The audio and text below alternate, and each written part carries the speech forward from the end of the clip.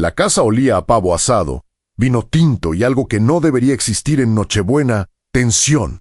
Podía sentirla en el aire, en la forma en que los cubiertos tintineaban de más, en las miradas que evitaban encontrarse conmigo. Llevaba meses notando que algo se movía por debajo de la superficie, como una grieta que empieza siendo invisible hasta que, un día, parte la pared en dos. Julián, mi hijo, estaba en la cabecera de la mesa. Ese lugar había sido mío durante décadas. Pero desde que Isabel murió y él se instaló con Valeria en casa para acompañarme, poco a poco fue ocupando espacios que antes respetaba. Hoy, en la cena de Navidad, tenía la espalda recta, las mejillas encendidas por el vino y una seguridad que no le conocía. Golpeó suavemente su copa con una cucharilla. «Familia», dijo, subiendo el tono, quiero decir unas palabras. Las conversaciones murieron de golpe. Mi hermana Mónica dejó el tenedor a un lado. Los primos bajaron las voces.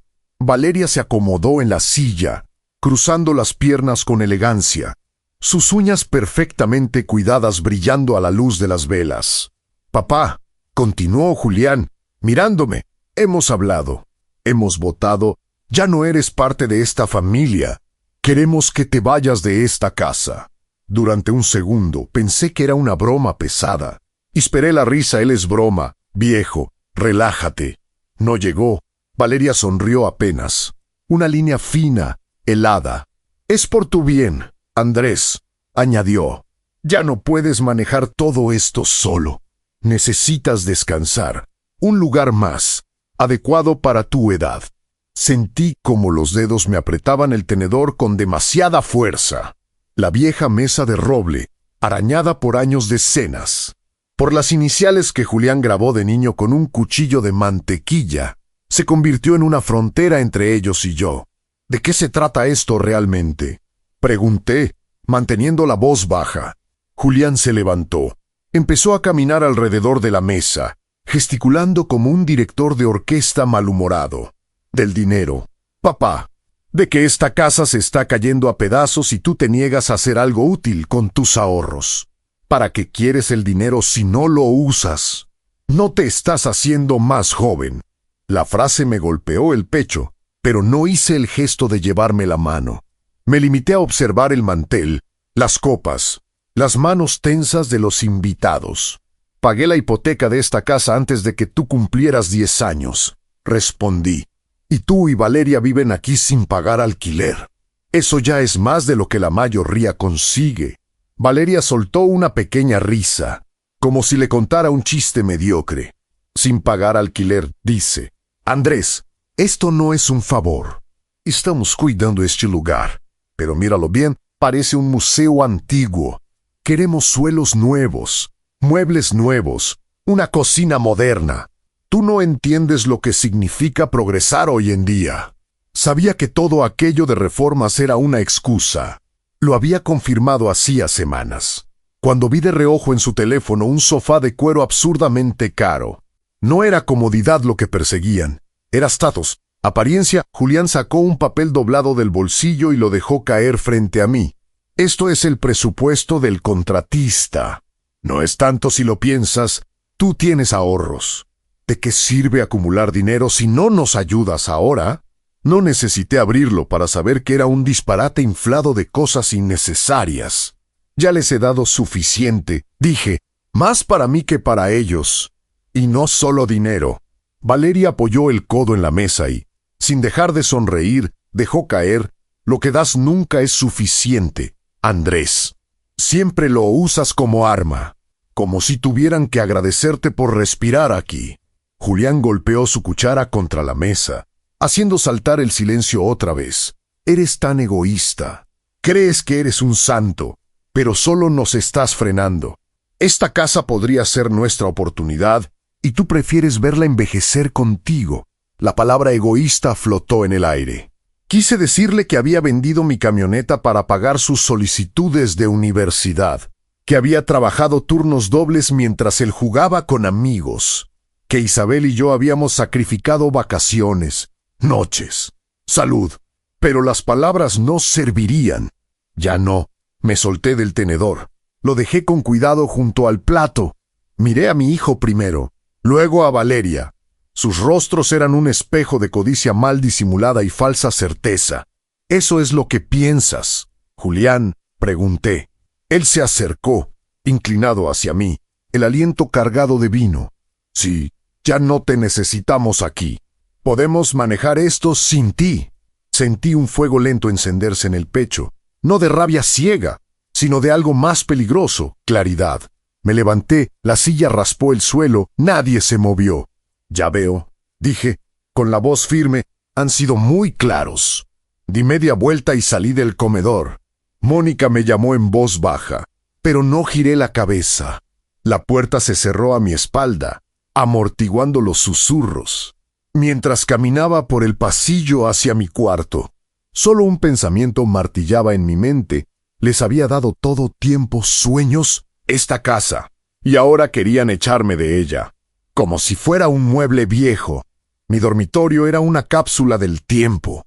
La cama de madera que Isabel y yo habíamos elegido juntos. La lámpara amarilla que compramos en una feria. Las fotos enmarcadas. Me senté en el borde del colchón, tomé la foto de Isabel. Su sonrisa suave, sus rizos oscuros, los ojos que siempre parecían ver más allá. «Lo intenté», Isa murmuré. «De verdad lo intenté». Abrí el cajón de la mesita de noche y saqué un viejo álbum de fotos. Páginas y más páginas de Julián creciendo, de nuestras obras, de la casa en construcción. Lo vi a los 16 años, sosteniendo un balón brillante de sudor y orgullo. Lo vi el día de su graduación, con el birrete torcido, abrazándome y prometiendo hacerme sentir orgulloso. La promesa se había evaporado en algún lugar entre sus primeras deudas y la llegada de Valeria. Pasé una página y encontré un recibo arrugado, pago de matrícula, $12,000, fecha de 2005. Me acordé del sabor metálico de esos días, de cómo vacié mis ahorros pensando que era una inversión en nuestro futuro, en el suyo, en el de la familia. Cerré el álbum de golpe. La nostalgia ya no me hacía bien. La nostalgia ablanda, y yo no podía permitirme ablandarme. Tomé el teléfono.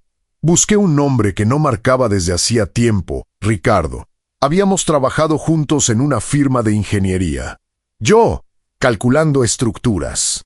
Él, lidiando con contratos que yo revisaba de reojo. Ahora estaba jubilado y, por razones que siempre me parecieron inevitables, se había hecho abogado antes de dejar todo. «Dime que no estás ocupado», le dije cuando contestó.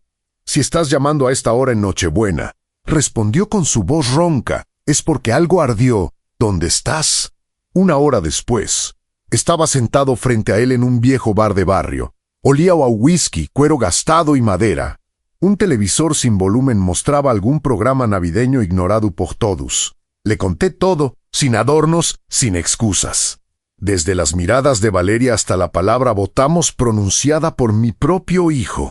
Ricardo bebió un trago largo, apoyó el vaso y me miró como cuando revisábamos un edificio con fisuras. «Son unos buitres, Andrés, y están acostumbrados a que tú cedas». «Esta vez no pienso ceder», respondí. Él sonrió, una mueca torcida. «Entonces haz lo que siempre supiste hacer mejor que nadie, cálculalo todo. Encuentra las grietas en su estructura.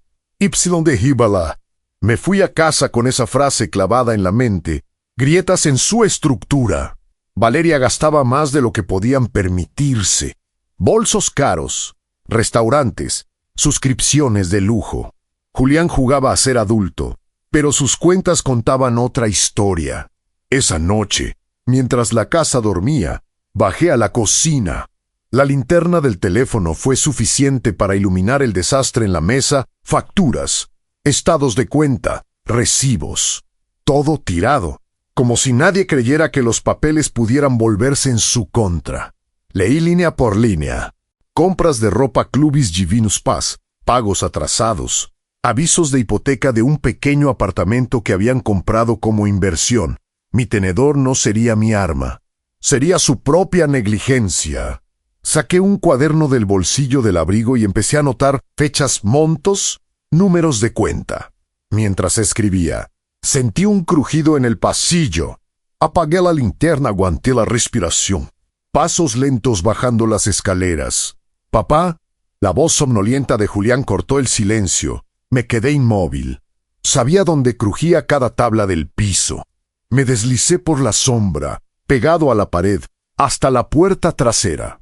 Para él, solo habría sido otro ruido nocturno en una casa vieja. Para mí, era la confirmación de algo. Ellos dormían tranquilos, pensando que me habían ganado. No tenían idea de que, esa misma noche, habían puesto las armas en mis manos. En los días siguientes, fui al despacho de Javier, el abogado. Era un hombre organizado hasta en sus gestos. Ordenó mis notas, revisó mis cuentas, escuchó mi relato con la atención de un cirujano antes de operar. «Puedes cambiar tu testamento cuando quieras», dijo. «Estabas dejando todo a Julián, ¿correcto?» Asentí. «Quiero sacarlo», dije, «por completo. Y quiero que la casa esté protegida, para que no puedan echarme ni venderla mientras yo viva». Él redactó un nuevo testamento, nombrando como beneficiaria a una organización benéfica local a la que Isabel admiraba. La casa, mis ahorros, todo iría allí después de mi muerte. No a Julián, no a Valeria. También preparamos la creación de un fideicomiso con la casa como activo principal.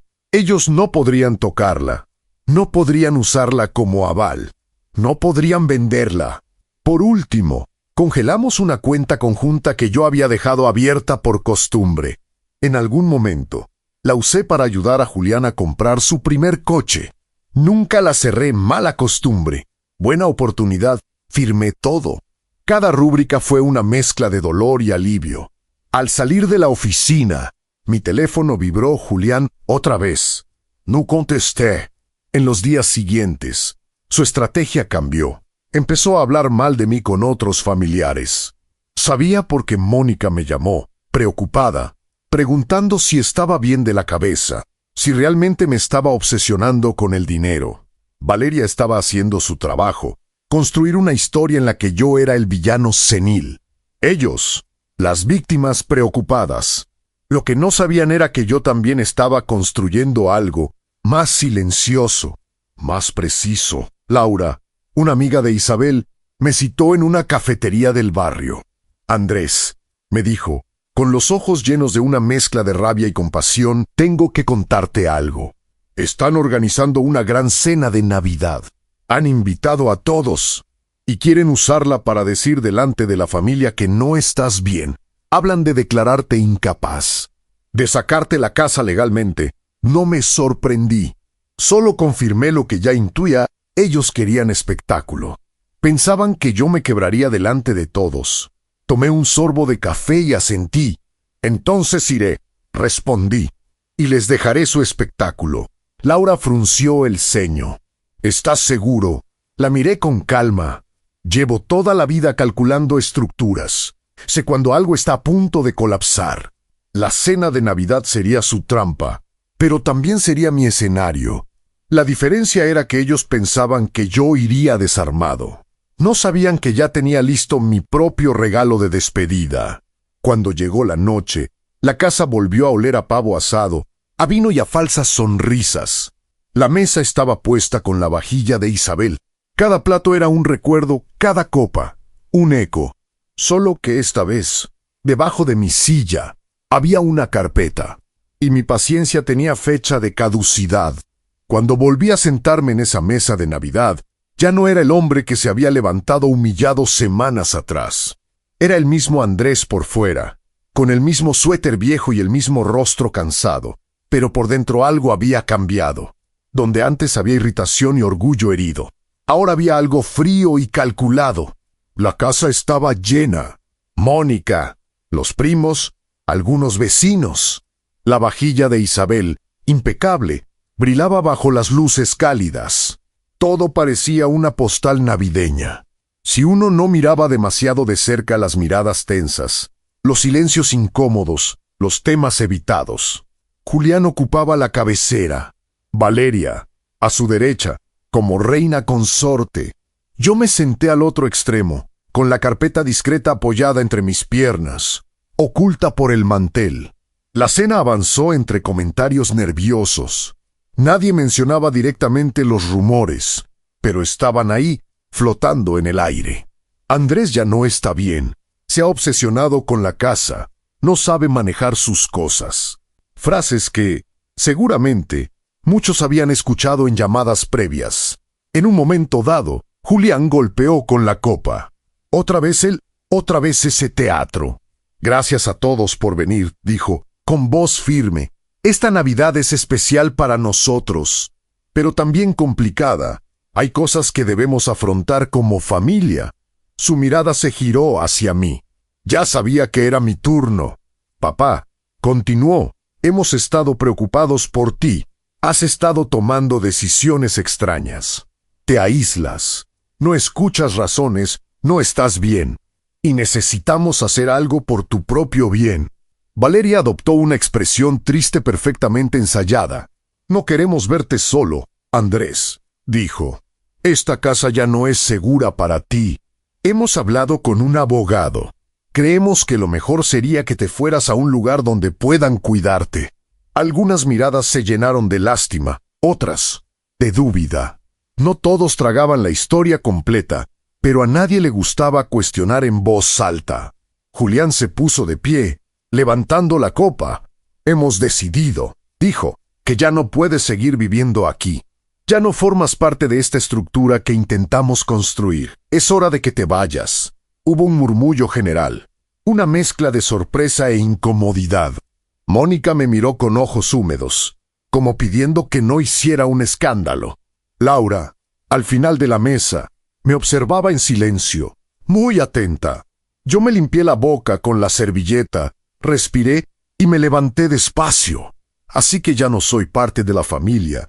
Repetí, como si saboreara la frase. Juliana sintió un poco arrogante. Creía que tenía el control de la escena. Es por tu bien, añadió. No podemos seguir permitiendo que tomes decisiones peligrosas para ti, para todos nosotros. Valeria intervino con tono dulce. Esperamos que lo entiendas. Andrés, no somos tus enemigos solo. Necesitamos seguir adelante. Yo asentí, muy despacio. Ya veo, incliné la cabeza como quien acepta una sentencia. Algunos parecían aliviados, pensando que había cedido. Esperaban lágrimas, quizá una salida digna para ellos. Algo como si eso es lo que quieren, me iré. En lugar de eso, me agaché, tomé la carpeta y la puse sobre la mesa, delante de Julián. Antes de irme, dije, traje un regalo de despedida. La curiosidad se mezcló con la incomodidad. Julián frunció el ceño. ¿Qué es esto? Ábrelo. Respondí. Valeria se inclinó hacia adelante, interesada. Algunas cabezas se estirarán para ver mejor. El murmullo bajó hasta desaparecer. Julián abrió la carpeta. Sus ojos empezaron a moverse de arriba a abajo. La seguridad en su rostro se fue borrando línea a línea. En la primera página, un aviso formal, notificación de desalojo, dirigida a él y a Valeria. Plazo de 30 días para abandonar la propiedad, de acuerdo con la nueva estructura legal de la casa. ¿Qué es esto?, preguntó, la voz más aguda. Es mi respuesta, dije. Tú quieres que me vaya de la casa que construí. Yo he decidido que serán ustedes quienes se vayan. Pasó a la siguiente hoja.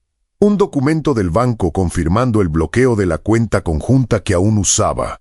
Sem imaginar que seguía bajo mi control.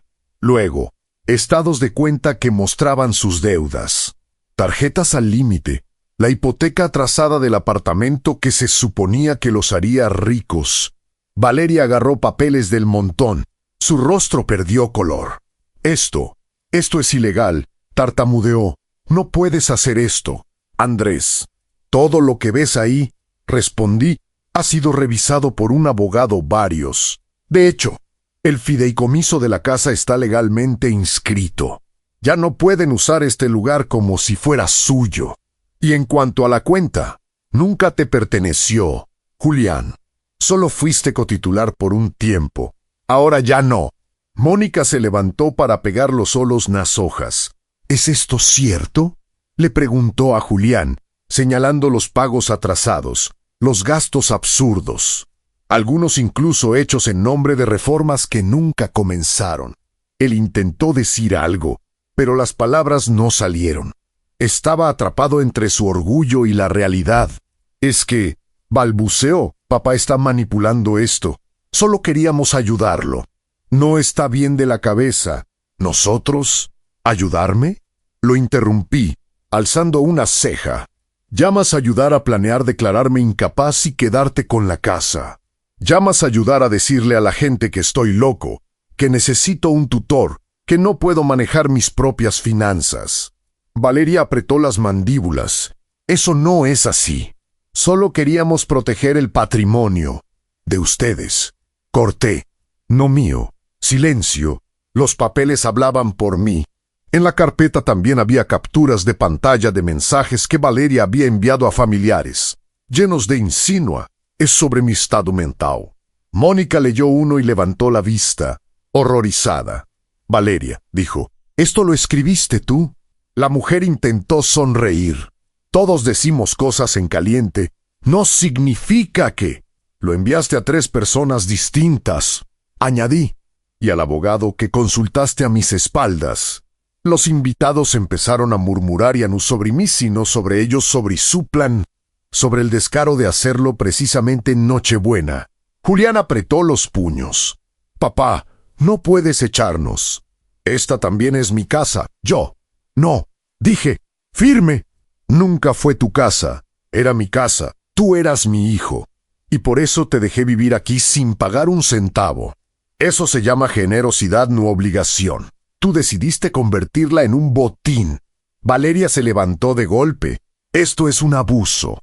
Nadie te va a creer. Laura, que hasta entonces se mantuvo en silencio, habló por primera vez. Yo sí le creo, dijo. Y creo que muchos aquí también. Lo que están viendo es la otra cara de la historia que les contaron por teléfono. Mónica dejó caer los papeles sobre la mesa, como si quemaran. ¿Todo esto fue planeado? Miró a Julián. Querías declarar a tu padre incapaz para quitarle la casa. Él estalló. Ustedes no entienden nada. Gritó. Siempre ha sido él el que decide todo. Siempre, nunca piensa en lo que nosotros queremos. Solo en su orgullo, yo. Yo trabajé toda mi vida para que tú tuvieras oportunidades. Respondí, alzando la voz por primera vez. Mientras tú jugabas, yo estaba en obras bajo el sol. Mientras tú decías que un día ibas a triunfar, yo vendía mi coche para pagar tus sueños. Y el resultado es este, que ahora quieres echarme de mi propia casa. El rostro de Julián se transformó. Por un instante vi al niño que había sido, asustado, sin saber qué hacer. Pero solo fue un instante. No tenías derecho a hacer esto, dijo, señalando la carpeta. Nos traicionaste. La ironía me sacó una risa seca. Yo, traicionarte. Léelo bien, Julián. No hay nada ahí que no hayan provocado ustedes mismos. Valeria empezó a recoger cosas de la mesa, como si quisiera destruir las pruebas. No tienes idea con quién te estás metiendo, Andrés. Susurró, lo bastante bajo para que solo yo la oyera. La miré con calma. Ahí te equivocas. Justamente ahora empiezo a tener una idea bastante clara. La cena se desmoronó. Algunos familiares se levantaron para irse. Otros intentaron calmar a Julián, pero él estaba demasiado alterado. Gritaba. Decía que me arrepentiría, que nadie me apoyaría cuando estuviera solo. Yo recogí la carpeta. Guardé solo los documentos que no quedaban esparcidos y, sin decir nada más, salí del comedor. Dejé atrás los gritos, las acusaciones, las lágrimas. En Upazillu, junto a las fotos de Isabel y de Julián de niño, me detuve. Enderecé un marco torcido. Perdóname, Isa, murmuré. Pero ya no podía seguir protegiéndolos de las consecuencias de sus actos. Los días siguientes fueron un torbellino silencioso. Julián y Valeria intentaron revertir la situación. Llamaron a abogados. Todos se encontraron con la misma pared. El fideicomiso estaba bien armado. La casa era legalmente mía mientras viviera, y su futuro estaba atado a una organización benéfica. Ellos quedaban fuera. Intentaron intensificar la campaña contra mí en la familia, Pero la escena de Navidad había dejado huella. Muchos habían visto con sus propios ojos las pruebas. Ya no era solo la versión de Andrés. Una semana después, volví a casa y encontré algo distinto. La cerradura había sido cambiada. Mi llave ya no entraba. El picaporte frío en mi mano fue como una bofetada. Toqué el timbre. Nadie abrió. Me alejé unos pasos. Miré la fachada de la casa que había levantado con mis manos. Cada ladrillo, cada viga. Esa casa conocía mi sudor, mis dolores de espalda, mis risas con Isabel, las noches en vela con Julián enfermo. Y ahora era una fortaleza a la que no podía entrar. Saqué el teléfono y llamé a Ricardo. Se rió sin humor cuando le conté. Sabía que iban a intentarlo. Dijo, tranquilo, tienen las horas contadas ahí dentro. Los procesos legales se acelerarán. Con la notificación de desalojo formalizada, el cambio de cerradura jugaba en su contra. El banco empezó a presionarlos por sus deudas. Los gastos se acumulaban. El castillo que habían construido sobre mi espalda y la apariencia se resquebrajaba no fui rápido. La justicia nunca lo es, pero fue firme. Mientras tanto, tuve que tomar una decisión práctica, dónde vivir. Pude haber insistido en quedarme en la casa durante todo el proceso. Tenía derecho, pero preferí otra cosa. Había demasiados fantasmas allí, demasiado peso, demasiadas discusiones, demasiadas veces en que mi voz se ahogó en paredes que ya no reconocía. Con la ayuda de Javier y Ricardo, vendí la casa una vez que el desalojo se ejecutó. Una familia joven la compró. Vinieron con sus hijos, mirando todo con ilusión. Vi en ellos algo que un día fui, mucho antes de que todo se torciera. El dinero de la venta se dividió según lo que habíamos establecido, parte para asegurarme una vejez tranquila, parte para el futuro fideicomiso. Julián y Valeria no vieron un centavo. Se fueron sin despedirse. Dejaron la casa con prisa, cajas mal cerradas, muebles viejos que nadie quiso. No supe a dónde fueron. Por un tiempo, confieso, revisé noticias, redes, cualquier cosa que me dijera en qué agujero habían caído. Luego, dejé de hacerlo. Había un límite para la autodestrucción. Me mudé a un pequeño apartamento en la ciudad. Dos ambientes, una ventana grande con vista a los edificios y al cielo grisáceo. Al principio, el silencio me resultó insoportable. Estaba acostumbrado al crujir de la casa antigua, a las voces, al ruido del televisor. Ahora, solo el zumbido del refrigerador y el tráfico lejano. Puse la foto de Isabel en una estantería. Coloqué el álbum en un cajón. La carpeta con los documentos quedó guardada en un lugar seguro. Era hora de que esos papeles dejaran de ser armas y se convirtieran en archivo. Pasé unas semanas caminando sin rumbo, comiendo lo que fuera, durmiendo a saltos. De vez en cuando, Mónica llamaba para saber si estaba vivo. Laura aparecía con algún guiso, como si yo fuera un viudo recién estrenado. Un día, fue Laura quien me habló de un centro comunitario en el barrio. Buscan voluntarios, dijo, gente que sepa algo útil. Y si alguien sabe de estructuras, de construcción, de paciencia. Eres tú. La palabra útil me pinchó. Hacía tiempo que no me sentía así.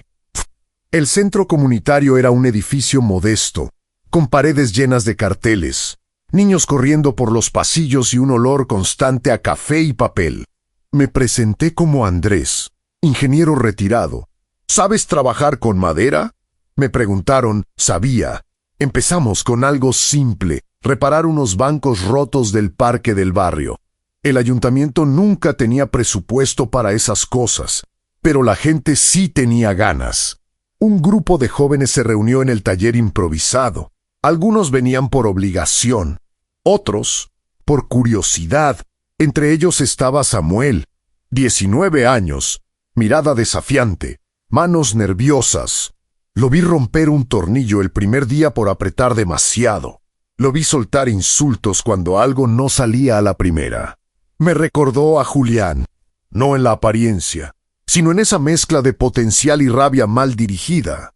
No sirve de nada apretar más si la rosca está mal, le dije una tarde, mientras intentaba forzar una pieza. Hay que entender la pieza, no pelearse con ella. Él bufó. ¿Y qué sabes tú de eso? Lo miré. Una vez me pasé décadas forzando cosas que no estaban listas. Respondí. Al final, se rompieron igual. No entendió del todo, pero bajó la fuerza. Tipo sus manos se volvieron más precisas. Menos violencia, más paciencia. Clara, la hija de Laura, también empezó a aparecer. Tenía unos 10 años y una curiosidad infinita. Un día, mientras yo lijaba un listón de madera, se me acercó. ¿Es verdad que construiste una casa tú solo?, preguntó. Sonreí de lado. No solo, pero casi. Respondí, tuve ayuda. ¿Y por qué no vives más ahí?, insistió. La pregunta me atravesó. Porque a veces una casa se llena de cosas que ya no caben en ella, dije. Y es mejor dejarla ir antes de que te hunda con todo. No sé si entendió, pero se sentó a mi lado y empezó a lijar otra tabla. Sus manos pequeñas se movían con cuidado. Los días se volvieron menos pesados. Seguía siendo un hombre que había perdido mucho. Sí, pero ya no era solo eso. De vez en cuando, pensaba en Julián. ¿En qué estaría haciendo? Si seguía con Valeria. Si había encontrado otra casa que ocupar. La rabia, con el tiempo, empezó a mezclarse con algo que se parecía peligrosamente a la tristeza. Una tarde, después de una jornada larga en el centro, llegué a mi apartamento y encontré algo en el buzón, un sobre sin remitente claro. Solo mi nombre y mi dirección, escritos con letra conocida. No era de Mónica, ni de Laura. Lo abrí sentado frente a la ventana, con la ciudad encendiéndose allá afuera. Dentro había una carta breve. Papá, no sé si merezco que leas esto. Sé lo que te hice, lo que hicimos, y no sé cómo desandar tanto daño. Solo quería saber si estás bien, Julián. Leí la carta varias veces. No había excusas. No había un pero detrás de cada párrafo.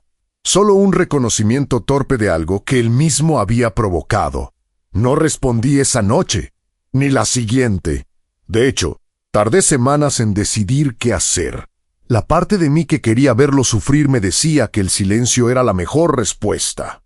La otra Upachchi, la que todavía recordaba su risa de niño, me pedía que al menos no cerrara la puerta del todo. Al final, escribí 2 palabras en un papel, las más honestas que pude: estoy vivo.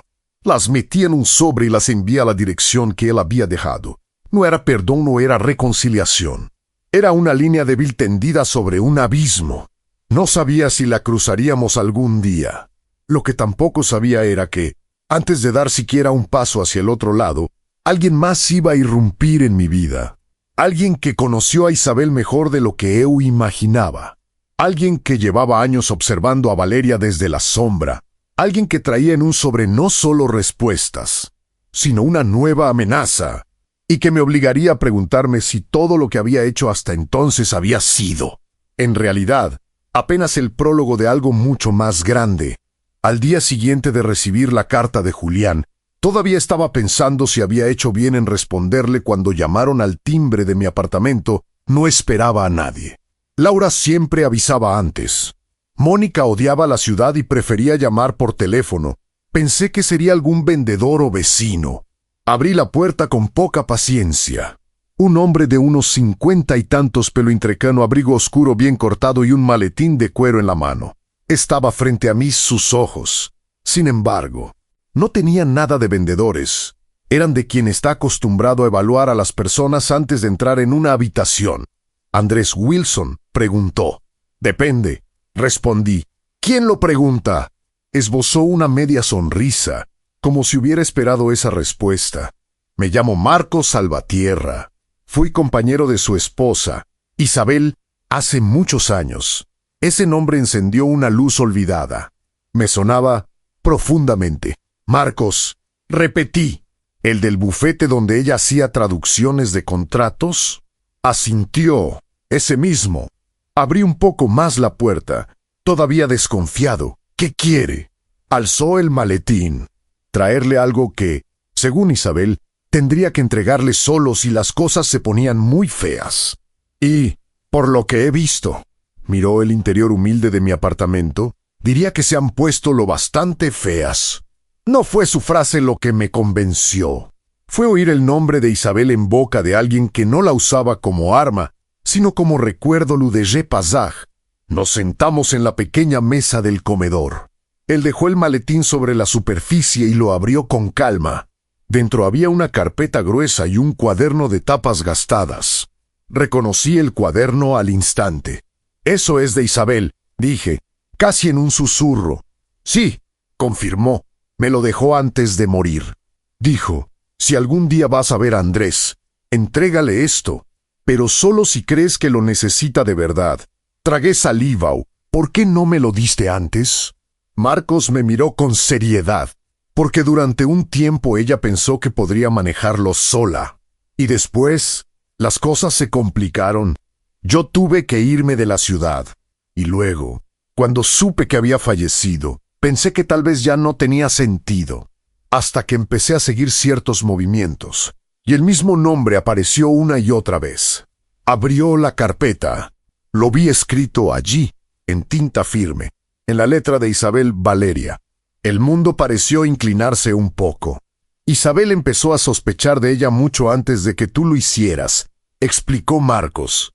No por celos, como algunos insinuaron, sino por patrones, nombres, contratos, movimientos legales. Pasé la mano por la tapa del cuaderno antes de abrirlo.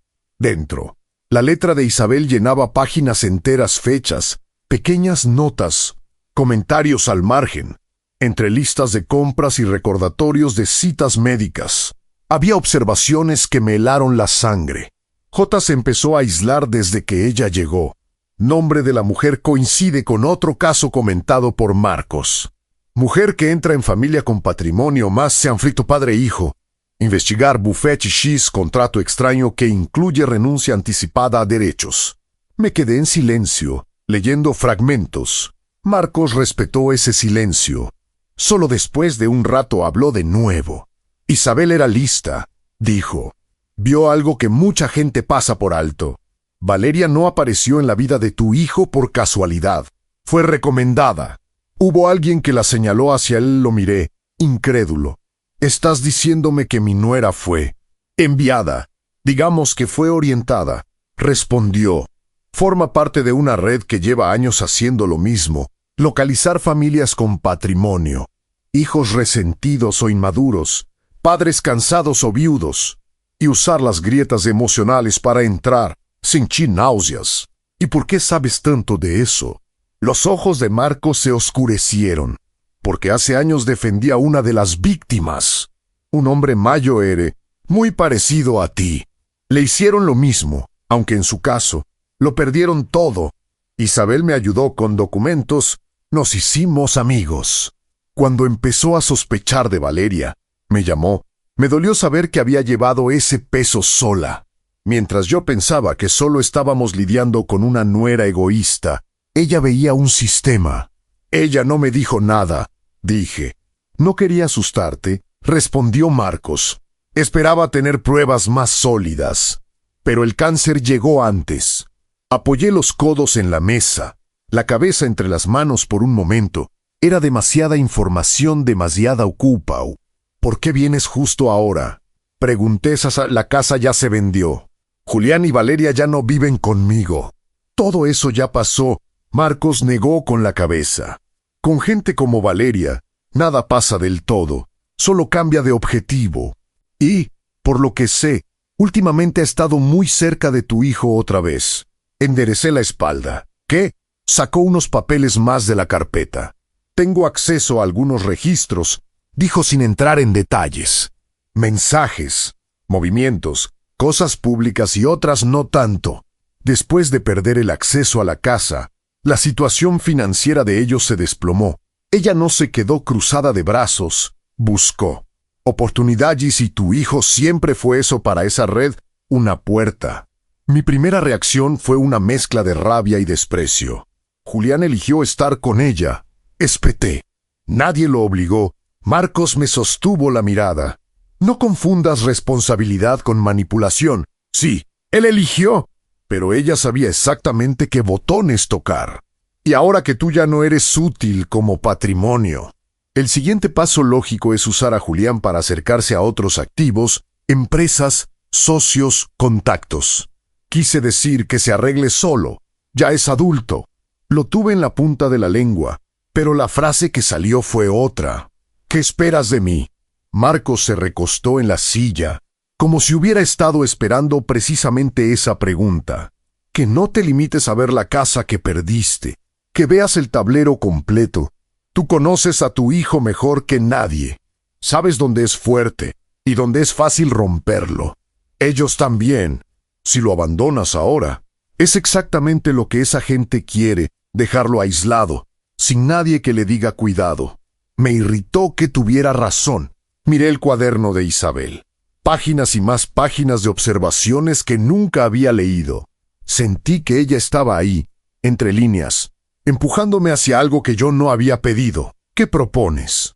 Pregunté al fin. Marcos entrelazó los dedos sobre la mesa. Primero, tenemos que saber si Julián ya está enredado de nuevo. Y segundo, tenemos que hacer que Valeria crea que sigue teniendo poder sobre él. Cuanto más confiada esté, más cosas va a revelar. Resoplé. ¿Quieres que volvamos a dejar que ella se acerque a mi hijo? No, corrigió él. Quiero que parezca que ella se acerca a él, cuando en realidad nosotros nos acercamos a ella. La idea me revolvió el estómago. Julián no va a aceptar escuchar nada de mí. Marcos arqueó una ceja. ¿Estás seguro? Pensé en la carta, en esas dos palabras torpes. Estoy vivo. No era mucho, pero era algo. Marcos interpretó mi silencio. Empieza por eso, dijo. Respóndele, no como padre herido, no como juez, solo como alguien que, por primera vez, quiere escuchar antes de hablar. Tardé 2 días en decidirme a llamar a Julián. Cuando por fin lo hice, la voz que respondió al otro lado no era la del hombre arrogante de la cena de Navidad. Sonaba más baja, desgastada. «¿Papá?», dijo, como si no estuviera seguro. «Soy yo», respondía. Hubo una pausa incómoda. «Recibí tu carta», añadió él. «No esperaba nada. Yo tampoco esperaba volver a hablar contigo tan pronto», admití. Otro silencio podría haber colgado ahí. Podría haber vomitado reproches. «Pero no lujáis. Necesito verte», dije. «Sin Valeria, solo tú y yo». Él tragó saliva. Lo oí en la línea. «Está bien», aceptó. «Conozco un taller donde hago algunos trabajos. Nadie nos va a molestar». Me dio la dirección. Era una calle secundaria, en un barrio que conocía solo de paso, lleno de talleres y depósitos. Marcos insistió en ir conmigo. «No voy a entrar si no quieres», dijo. «Pero al menos déjame esperar cerca. Si Valeria está rondando, quiero saberlo». Acepté allá. El taller era pequeño, con una persiana de metal medio oxidada y un letrero discreto que anunciaba servicio técnico y electrónica. Llamé a la puerta. Se oyó el ruido de un cerrojo. Julián apareció con el rostro más delgado, ojeras profundas y una barba descuidada que no le conocía. Por un segundo, vi al niño que una vez corrió hacia mí después de un partido, orgulloso. Ese niño se había ido hacía tiempo, pero quedaban rastros en sus ojos. «Hola», dijo, sin saber si sonreír. «Hola, Julián». Nos miramos en silencio unos segundos que se hicieron eternos. Luego él se hizo a un lado, dejándome pasar. El interior olía a estaño, plástico quemado y café frío. Había mesas con componentes, cables sueltos, un colchón en la parte de atrás. «¿Estás viviendo aquí?», pregunté. Encogió los hombros. «A veces. No quiero que nadie sepa muy bien dónde estoy. Mónica siempre pregunta. ¿Y Valeria?». Se detuvo. «Valeria me ha llamado», admitió. «Varias veces. Aparece en sitios donde sabe que voy. No la dejo acercarse, pero está ahí». Sentí un peso en el pecho. «Julián», empecé, «hay cosas que no sabes. Sobre ella, sobre tu madre. Sobre lo que estaba pasando antes de que tú pensases en echarme de casa». Me miró con una mezcla de culpa y orgullo. «Dudo que haya algo que me haga sentir menos basura de lo que ya me siento. No se trata solo de culpa», dije. «Se trata de que entiendas que no fuiste el único al que manipularon». Saqué el cuaderno de Isabel del bolso. Lo puse sobre la mesa, entre nosotros. «Tu madre vio venir muchas cosas», dije. Y dejó esto para cuando estuviéramos listos para verlo. Yo no lo estuve durante años. Ahora no me queda más remedio. Él pasó los dedos por la tapa como si temiera romperla. Mamá, escribió esto. Sí, lo abrió con cuidado. Sus ojos fueron saltando de línea en línea. Reconocí en su rostro algo que yo mismo había sentido, el impacto de ver la voz de Isabel atrapada en papel, hablando desde otro tiempo. Leyó anotaciones sobre Valeria, sobre cambios en su comportamiento, sobre conversaciones que él nunca supo que ella había escuchado, sobre la noche en que llegó a casa con una sonrisa inexplicable tras su casual encuentro con Valeria en una fiesta. Aquí dice, murmuró. Marcos confirmó patrón similar en otros casos. ¿Quién es Marcos? Un hombre que está dispuesto a ayudarnos a entender qué pasó, respondí, y a evitar que vuelva a pasar. La puerta del taller seguía cerrada, pero yo sabía que, en algún lugar de la calle, Marcos estaba atento. Julián, dije, más serio, necesito preguntarte algo y quiero que respondas sin pensar en lo que voy a decir después. ¿Sigues sintiendo algo por ella?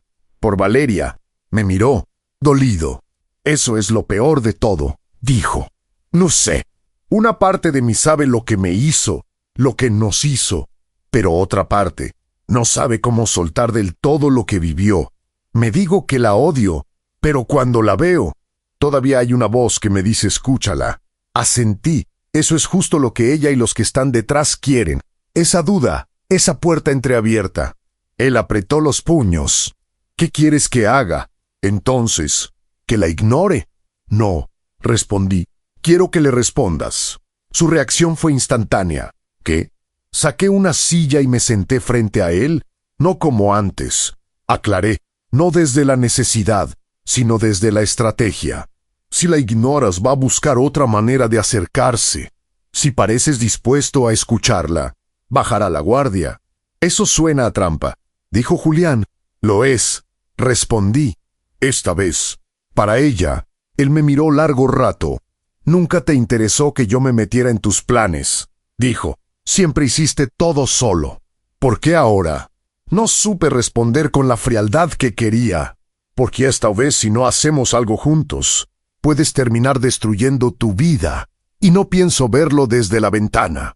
Se pasó una mano por la cara, agotado.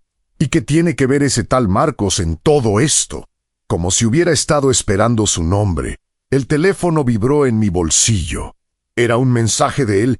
¿Todo bien ahí dentro? Miré a mi hijo. Tiene que ver con que, por primera vez, no somos solo tú y yo contra nuestro propio desastre. Hay gente ahí afuera que sabe quién es Valeria. Y no solo como persona, sino como pieza de algo más grande. Julián se quedó pensando unos segundos eternos. Al final, tomó su teléfono del bolsillo. La pantalla estaba llena de mensajes no respondidos. Reconocí el número de Valeria, aunque estuviera guardado con otro nombre. ¿Qué le digo? Preguntó. Sentí un ligero temor. Meternos en la boca del lobo por voluntad propia nunca es fácil, pero ya no se trataba de orgullo. Se trataba de cortar un ciclo. Dile la verdad. Respondí, pero no toda. Dile, he estado pensando en lo que pasó. Necesito hablar contigo frente a frente. Julián soltó una risa amarga. Eso suena exactamente al tipo de mensaje que ella espera. Justo por eso funcionará. Dije, lo escribió. Dudó antes de presionar enviar. Yo también dudé, pero lo hizo. El mensaje se fue. La trampa estaba lanzada. Ahora solo quedaba ver si el monstruo volvía a morder el anzuelo. Y, si lo hacía, si yo sería capaz de estar a la altura no solo como alguien que busca justicia, sino, por primera vez en mucho tiempo, como padre. No pasaron ni 20 minutos desde que Julián envió aquel mensaje cuando su teléfono vibró sobre la mesa metálica del taller. El ruido fue tan fuerte que ambos dimos un pequeño sobresalto. Él miró la pantalla, tragó saliva y me enseñó el texto sin decir palabra. Claro, Julián, cuando quieras. Estoy cerca, ¿ves?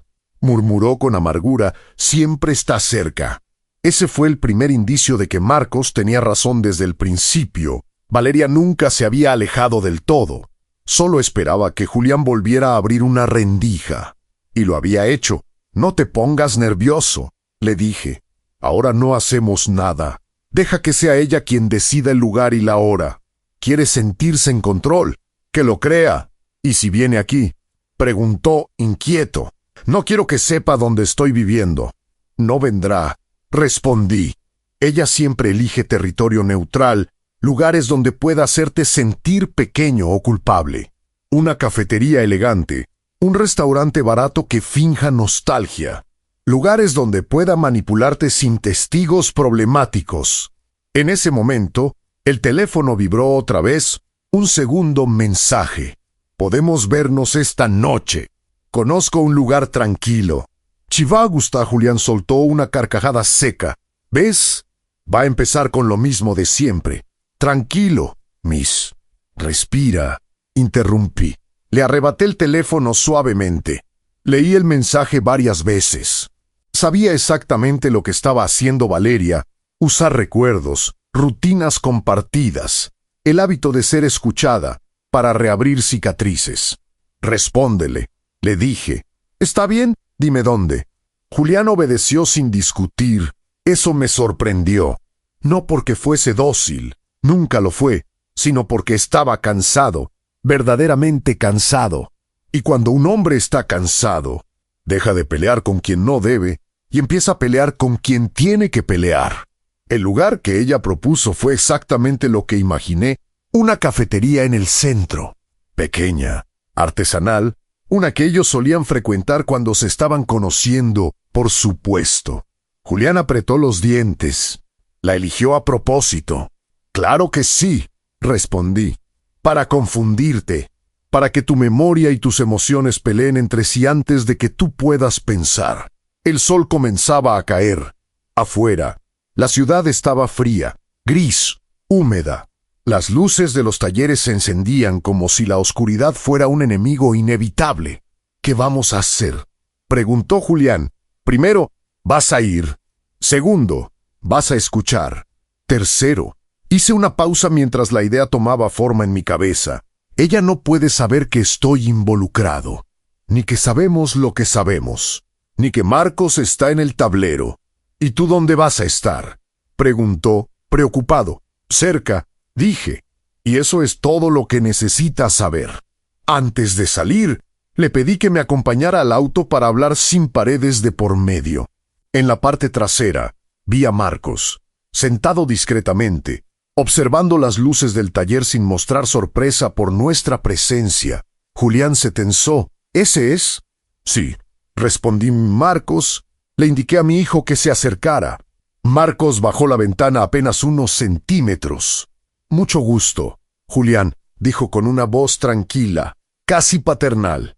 Ojalá nos conociéramos en mejores circunstancias. Julián no dijo nada. Solo asintió. Escucha, continuó Marcos. No vienes aquí a que tu padre te controle. Vienes porque necesitas una red. Y porque alguien ha estado jugando contigo desde hace años. Hoy vas a ver a esa persona de frente. Pero no estarás solo. Julián se mordió el labio inferior, como cuando era niño y temía fallar. ¿Y qué pasa si me derrumbo?, preguntó. Yo di un paso adelante. Entonces yo te levanto. Él me miró como si esas palabras le resultaran ajenas. Como si no esperara oírlas nunca más. Y por primera vez en muchos años, vi una grieta en su coraza. No la grieta manipulada por Valeria, sino una real, una humana. Llegamos a la cafetería antes que Valeria. Era un local pequeño, con luces cálidas, mesas de madera y un aroma a canela y café recién molido. De esos lugares que pretenden ser acogedores, pero que también ofrecen anonimato. Julián entró primero. Yo me quedé a media cuadra dentro del auto. Marcos vigilaba desde un lugar donde podía ver la entrada sin ser visto. 10 minutos después, Valeria apareció, y aunque había pasado tiempo, su presencia seguía siendo un arma. Andaba con un paso seguro, la cabeza erguida, el cabello perfectamente planchado, un abrigo largo que acentuaba su figura. Así, vista cualquiera diría que era una mujer fuerte, sofisticada. Pero yo sabía lo que era una estratega del caos. Entró al café como si fuera suyo, sonriendo con esa mezcla de dulzura falsa y cálculo quirúrgico que tantas veces me había irritado. El mensaje llegó al instante. Está aquí. Está actuando como si nada hubiera pasado. Era Julián. Le respondí, no reacciones, escucha, observa. A través del vidrio empañado, pude verla sentarse frente a él y tocarle la mano como quien reanuda una conversación pausada, no una relación destruida. Marcos murmuró desde el asiento a mi lado. Ahí está, directo al contacto físico. Primer indicador de que quiere retomar control emocional. Asentí, la conozco demasiado bien. Observamos en silencio. Julián hablaba poco. Ella hablaba mucho. Se inclinaba hacia adelante. Sonreía. Sus ojos se movían evaluando cada reacción de mi hijo. Pasaron 10 minutos, 15, 20, hasta que Julián me envió otro mensaje. Está diciendo que tiene oportunidades, que conoció a gente importante, que quiere que la acompañe a una cena. Ya empezó, murmuró Marcos. Está reclutando. Yo apreté los dientes con tanta fuerza que sentí un pinchazo en la mandíbula. Entonces llegó otro mensaje. Dice que si voy con ella, podemos recuperar lo que perdimos. Lo sabía desde el primer instante. Valeria no quería a Julián. No quería a nuestra familia. No quería una reconciliación. Quería un puente, una conexión, una puerta de acceso y Julián. Era justo eso. De pronto, ella se levantó, tomó su bolso y le tocó el hombro a mi hijo como quien deja una promesa suspendida en el aire. Salió de la cafetería con una sonrisa ligera. Pasó tan cerca del auto que pude verla claramente. Cada trazo de su rostro, cada gesto estudiado, cada centímetro de su máscara. Y justo cuando pensé que no podía sorprenderme, giró la cabeza, miró directamente hacia donde yo estaba, directo, preciso, sin error. Fue apenas un segundo, pero en ese segundo entendí algo escalofriante. Ella sabía que yo estaba allí, o al menos lo sospechaba. La sonrisa que dibujó entonces no fue una sonrisa común. Fue un mensaje. No has ganado nada todavía. Marcos la siguió con la mirada hasta que desapareció entre las luces de la calle. Tenemos un problema, dijo él. Lo sé, respondí. Marcos negó despacio. No, Andrés, no lo sabes del todo. Si ella sospecha que estás interviniendo, no irá solo por Julián, irá por ti, y no de la forma que conoces. Mi corazón se apretó. ¿Qué quieres decir? Marcos suspiró. Que ahora esto ya no es solo un asunto familiar. Es algo mucho más grande, mucho más peligroso. Y si no nos adelantamos, Valeria no será la única en ponerse en movimiento. Sentí un escalofrío recorrerme la espalda, no por miedo, sino porque, por primera vez en toda la historia, entendí que yo no era el cazador. Tampoco era la presa, era el obstáculo. Y en esa clase de juegos, los obstáculos se eliminan. Vamos a casa, dije finalmente. Marcus me miró. A tu apartamento. Negué. No, a donde empezó todo. A la vieja casa. La misma casa que creí haber dejado atrás para siempre. Algo me decía que el último capítulo iba a escribirse allí. Volver a la vieja casa fue como caminar hacia un fantasma. No era mía desde hacía tiempo. La había vendido a una familia joven, con 2 niños que corrían por el jardín igual que Julián lo hacía cuando apenas sabía atarse los cordones. Pero esa noche, mientras el coche se detenía frente a la fachada, sentí que las paredes todavía guardaban eco de todo lo que habíamos vivido allí.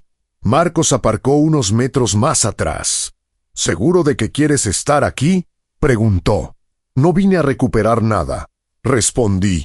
Vine a entender que me queda por perder. La casa estaba iluminada, pero no con nuestras luces. En la ventana del salón vi sombras moverse, siluetas de personas que no conocía. Un árbol de Navidad se elevaba en el rincón donde Isabel ponía el suyo. La escena no me dolió como pensé. Me dio una extraña paz. Ya no es mi historia la que se escribe ahí dentro, murmuré. Nos quedamos unos minutos en silencio, mirando desde la acera. El aire olía a invierno y a chimenea ajena. Mientras estaba ahí, el teléfono de Marcos vibró. Él miró la pantalla y frunció el ceño. Es más grave de lo que pensábamos, dijo. ¿Qué pasó? Me mostró el mensaje. Venía de un contacto que no alcanzaba a leer del todo, pero las palabras bastaron. Se confirmó, Valeria tiene reunión con 2 socios nuevos mañana. Están usando el nombre de Julián como carta de presentación. Sentí una punzada en el estómago. Socios, repetí, empresarios, inversionistas, gente que juega sucio con patrimonio ajeno, explicó. Ella los convence de que tiene acceso a casus facilis padres mayores. Vienes sin protección, hijos dispuestos a firmar lo que haga falta, como tu historia. Tu familia es su tarjeta de visita. La idea me revolvió la sangre. No era solo mi casa, mi vejez o mi dignidad. Era una cadena. Había otros Andrés, otros Julián, otros hogares a punto de ser devorados. ¿Dónde es la reunión?, pregunté. Marcos dudó. En un hotel del centro, sala privada. No es un lugar para entrar a gritos, Andrés. Esta gente no se asusta con discursos morales. No quiero asustarlos, dije. Quiero que se queden sin pretexto. Me miró en silencio unos segundos, midiendo mis palabras como si fueran cálculos estructurales. Si vamos a hacer esto, dijo al fin, no puede ser solo tú y tu rabia. Necesitamos pruebas. Algo que los obligue a retroceder. Julián tiene un papel que jugar. La idea de involucrar otra vez a mi hijo en algo que olía a trampa me incomodó, pero la alternativa era dejar que lo usaran de nuevo a sus espaldas. Lo llamo, dije. Julián llegó al café donde nos citamos con el rostro tenso, las ojeras más marcadas que la última vez. Ella escribió, dijo, antes de sentarse. Me mandó la ubicación del hotel. Miyuki es una oportunidad que no podemos perder. Que si salía bien, nunca más tendríamos que preocuparnos por dinero. ¿Y qué le respondiste?, pregunté. Nada. Estaba esperando a ver qué decías tú. Habló sin desafiarme. Eso ya era un cambio.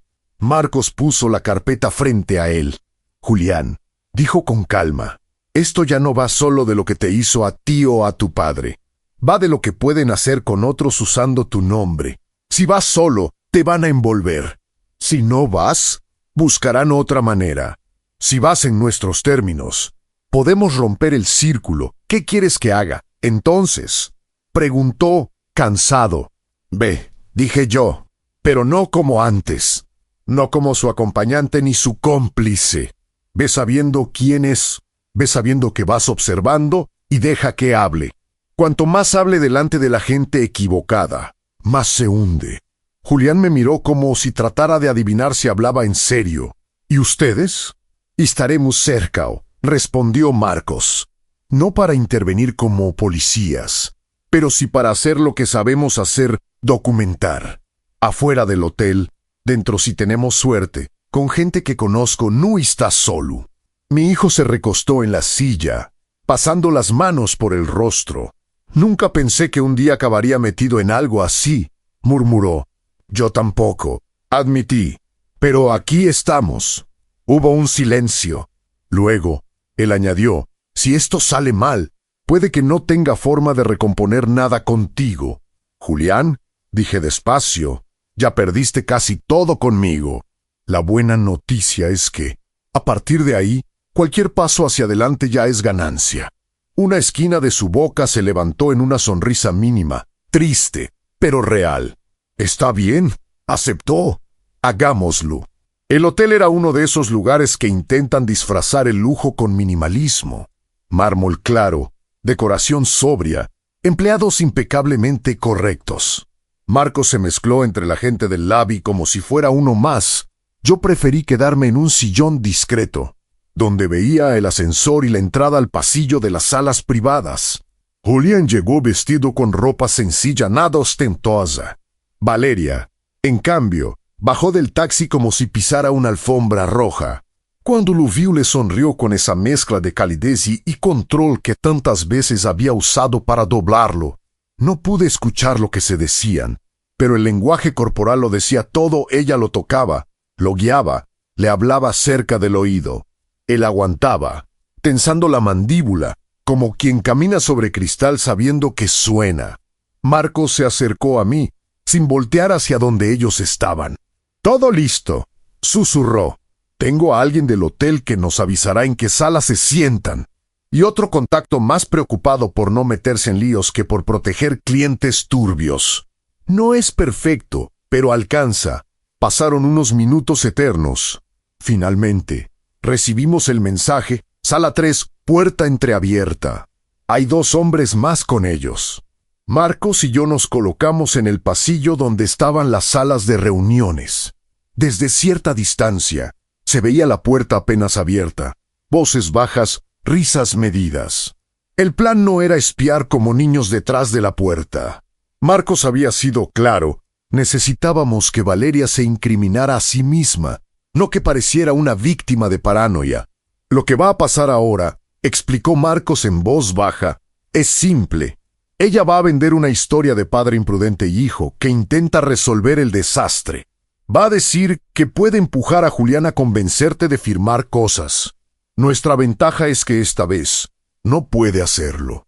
Y si insiste demasiado, esos hombres empezarán a oler el riesgo. Lo entendí. No se trataba de atraparla solo con nuestras manos. Se trataba de que los propios lobos decidieran que ella era demasiado peligrosa incluso para su juego. Esperamos. Desde dentro llegaron frases sueltas. Claro, Andrés ya está viejo. No entiende bien sus cuentas. Yo puedo hacer que firme lo que haga falta. Julián es impulsivo, pero conmigo entra en razón. El nudo en mi garganta se apretó. Escuchar mi nombre en su boca, convertido en mercancía, me revolvió el estómago. Entonces, escuchamos algo que no esperaba, la voz de Julián, firme. «No, Valeria», dijo, más alto, «no voy a hacer eso. No voy a usar a mi padre como ficha». Se hizo un silencio incómodo. «Estoy aquí porque tú dijiste que querías arreglar las cosas». Continuó. «No para repetir lo de siempre. Les dijiste a ellos», señaló a los hombres, «que yo estaba dispuesto a todo. Eso es mentira». «¿Yo fui un idiota antes?» «Sí, pero no voy a volver a ser tu coartada». Marcus me miró casi sorprendido. Yo sentí algo que hacía años no sentía cuando lo escuchaba: orgullo. La voz de Valeria se templó. «Julián, no hagas una escena. Ellos cuentan con nosotros. No puedes quedar mal ahora». «Ellos cuentan contigo», corrigió él. «No conmigo, yo vine a escuchar. Y ya escuché suficiente». Los hombres empezaron a murmurar, incómodos. Uno de ellos dijo en voz baja algo como: «No nos dijiste que el padre ya se había protegido y esto huele a lío judicial». Valeria entendió que el terreno se hundía. «Estás exagerando», dijo, adoptando un tono herido. «Te lo dije. Andrés te ha manipulado. Está usando tus culpas contra ti». Julián, por primera vez, no reaccionó a la provocación. «Puede que sí», respondió. «Pero tú llevas años usando esas culpas para tu propio beneficio. Ya tuve suficiente». En ese momento, Marcos dio un paso hacia adelante. «Es ahora», susurró. No entró haciendo un escándalo. Simplemente se acercó a la puerta y golpeó con los nudillos, como alguien que llega tarde a una reunión. «Disculpen», dijo, asomando la cabeza. «Creo que yo también tengo asiento en esta mesa». Valeria se quedó helada. «Tú», Marcos sonrió con cortesía, «veo que sigues frecuentando los mismos círculos y usando las mismas historias». Los 2 hombres lo miraron con recelo. «¿Quién es usted?», preguntó uno. «Alguien que ya la vio hacer esto antes», respondió, señalando a Valeria. «Y que tuvo que representar a un hombre mayor al que casi destruyen con las mismas promesas que acaban de escuchar. Mismo discurso, misma estructura, diferentes nombres. Desde el pasillo, sin entrar del todo, yo podía verlo todo». Valeria intentó recomponerse. «Esto es ridículo. No tienen pruebas de nada, solo son resentidos». «Tengo documentos», dijo Marcos, levantando una carpeta. «Y conozco bien a la fiscalía, que estaría encantada de revisar este patrón. Ellos no son tontos». Miró a los hombres. «Si siguen con esto después de haber sido advertidos, se hundirán con ella». Aquellos tipos no eran héroes. Tampoco les importaba la moral. Lo único que les importaba era no quedar atrapados. Y en ese instante, el riesgo empezó a superar el beneficio. «Mire, señora», dijo uno de ellos a Valeria, «esto no es lo que nos vendió. Usted habló de un padre fácil de presionar, de papeles sin revisar, de un hijo dispuesto. Ahora resulta que todo está blindado y hasta hay abogado de por medio. No nos interesa meternos en líos. El otro se levantó, tenemos otros canales. Esto está contaminado. Buena suerte con sus dramas familiares». Salieron sin mirarla. Valeria se quedó allí, de pie, respirando fuerte, con los ojos brillando de furia. Julián, quieto, la miraba como quien por fin ve sin neblina. «¿Creías que iba a ayudarte a hacerle esto a otro hombre como mi padre?», preguntó. «Ya me usaste una vez. ¡Nu otra!». Ella se giró hacia la puerta, donde Marcos seguía apoyado. «¿Qué quieres?», escupió. «Verme caer. ¿Verme en la cárcel? No tienes nada, tengo suficiente», respondió él. «Y créeme, no soy el único. Has dejado un rastro. No estás tan por encima del barro como crees. Yo no entré, no dije nada. No era necesario. Por primera vez, no era yo quien levantaba la voz. Era mi hijo». Valeria se acercó a Julián, bajando lo suficiente el tono como para que solo él la oyera. Pero el pasillo era silencioso, y oí lo suficiente. «Eres un desagradecido», susurró. «Sin mí, no eres nadie. Eres el hijo fracasado de un viejo obstinado. No tienes carrera, no tienes estabilidad, no tienes». «Tengo algo que tú nunca vas a tener», la interrumpió Julián. «Una segunda oportunidad de no ser la basura que fui contigo». Ella se quedó congelada. «Se acabó. Valeria», añadió, «no vuelvas a acercarte a mí ni a mi padre». Ella apretó los labios, tragando la humillación como veneno. «Esto no va a quedar así», dijo. Marcos sonrió levemente. «Por primera vez. Tienes razón, no va a quedar así». Cuando todo terminó, nos encontramos los tres fuera del hotel. La noche era fría, pero ya no dolía como antes. Julián se apoyó en una baranda respirando hondo como quien acaba de salir de una pelea que no sabía que podía ganar.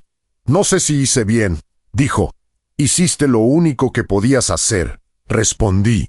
«Y lo hiciste mejor de lo que yo lo habría hecho a tu edad». Se rió, incrédulo. «Nunca pensé oír eso de ti». «Yo tampoco pensé decirlo», admití. Marcos se acercó guardando la carpeta. «Esto no acaba hoy», advirtió.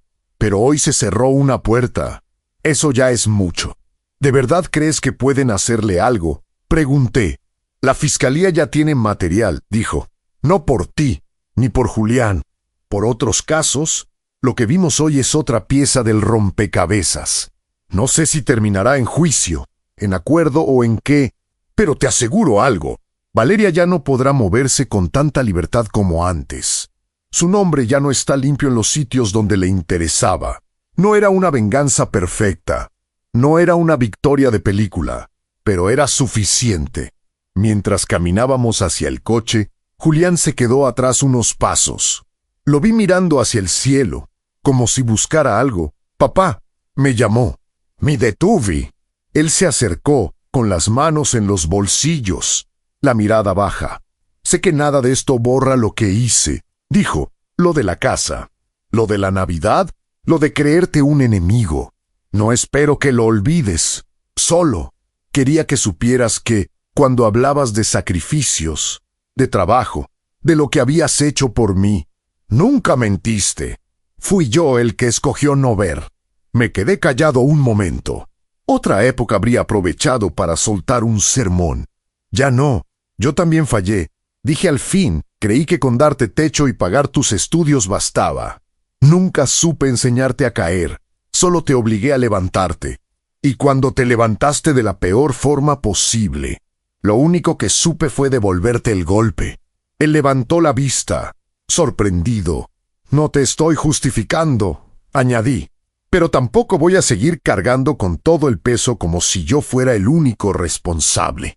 Somos dos hombres que hicieron muchas cosas mal y que, por alguna razón terca del universo, Todavía están aquí para intentar hacer algunas bien. Julián tragó saliva. ¿Y ahora qué?, preguntó. Miré la calle, las luces, la gente que pasaba sin saber nada de nuestra guerra. Ahora, respondí, no somos padre e hijo perfectos que se abrazan y se perdonan mágicamente. Somos dos personas que, de vez en cuando, van a tomar un café, o a pelear por tonterías, o a arreglar un banco roto en el parque del barrio. No sé, lo iremos viendo. Él sonrió, esta vez sin amargura. Puedo vivir con eso. Nos dimos la mano, no fue un abrazo, no aún, pero el apretón tuvo más verdad que muchas palabras. Meses después, la vida encontró un ritmo extraño pero soportable. Yo seguí dando talleres en el centro comunitario. Samuel aprendió a trabajar la madera sin romper tornillos. Clara hizo su primer banco casi sola y lo pintó de colores imposibles. El parque del barrio, poco a poco, dejó de ser un lugar descuidado para convertirse en un sitio donde la gente quería estar. Un día, mientras supervisaba cómo clavaban una nueva tabla, sentí una presencia conocida a mi lado. «Eso está torcido», dijo Julián, señalando el banco. «Está aprendiendo», respondí, sin girarme. «No todos nacen sabiendo». Él se rió.